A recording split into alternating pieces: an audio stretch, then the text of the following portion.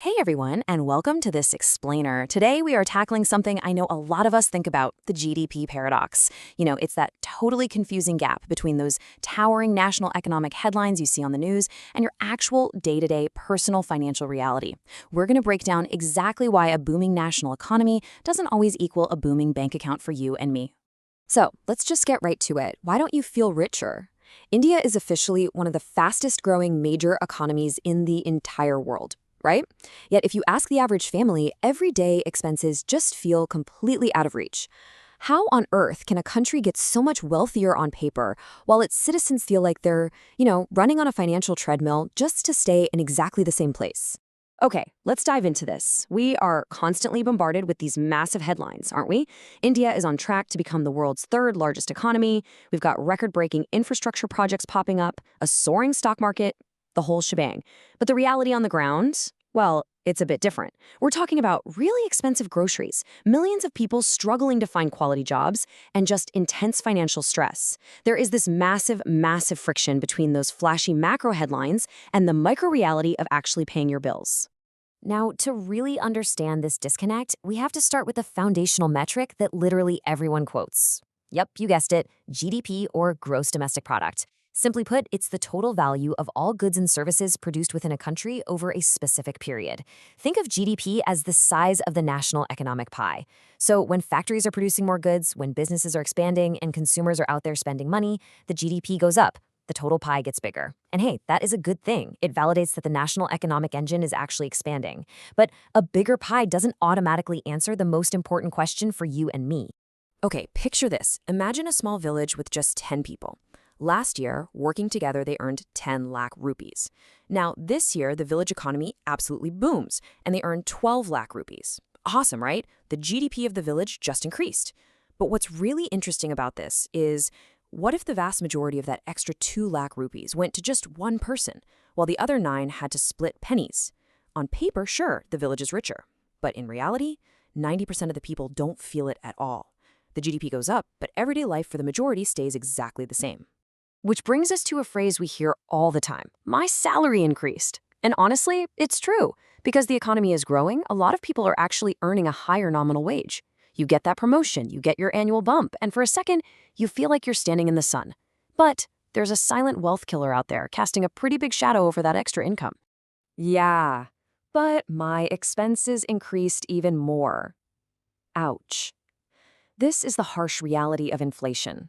Economic growth totally matters, but your purchasing power, what your money can actually buy at the store, matters just as much. Look, if your income goes up by 5%, but your rent and your food bill go up by 8%, you are losing ground. Your income literally buys less every single year. And this perfectly validates that super frustrating experience of getting a raise, but somehow feeling poorer at the end of the month. So, when we compare national growth to our everyday reality, the gap really starts to widen. Nationally, income is technically increasing, but everyday buying power, that is shrinking.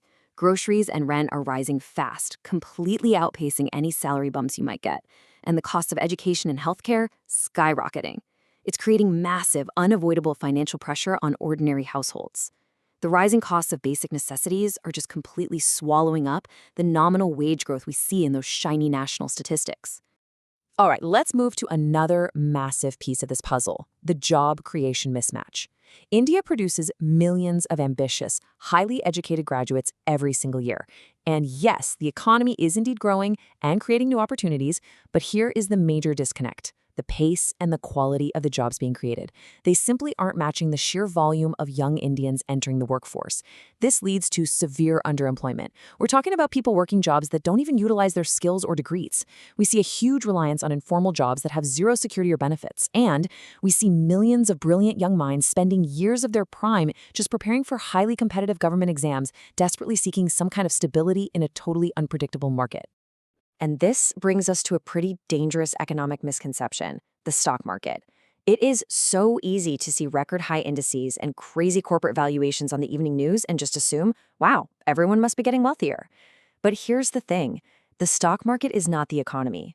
The real economy, the one that actually dictates your financial comfort, is about local wages, market prices, and conditions for small businesses. For the vast majority of families, their reality is completely disconnected from those record highs on the Sensex. Furthermore, we really have to factor in how our goals have changed over time. The modern middle class has significantly higher expectations than previous generations. I mean, a good life today means aspiring to private healthcare access, owning a modern home, having reliable transportation, and maybe, some international travel, or at least decent internet and a really good cup of coffee.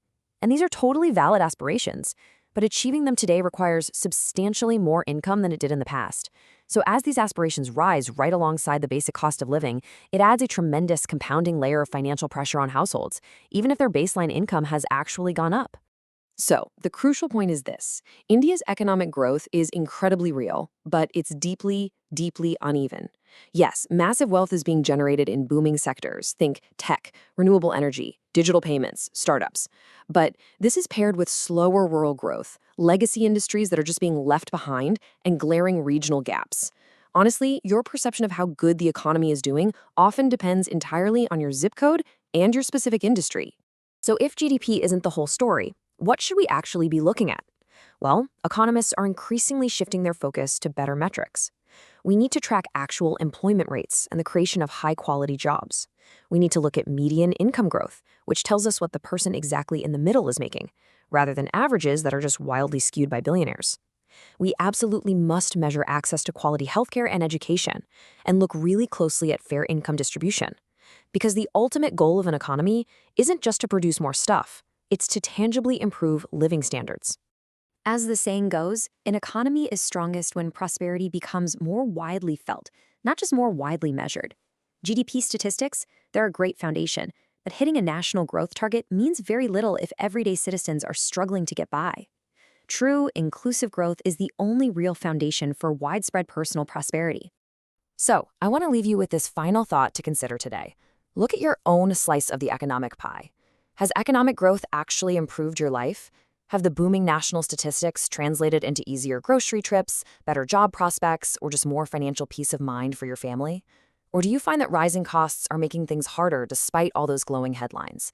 It's a complex reality, for sure, and understanding the gap between the macro numbers and the micro experience is the absolute first step to making sense of it all. Thank you so much for joining me to explore this topic. If you found this breakdown helpful and want to continue unraveling the fascinating forces that shape our world, I highly invite you to check out more of our explainers. Keep asking questions, keep looking at the data, and keep learning.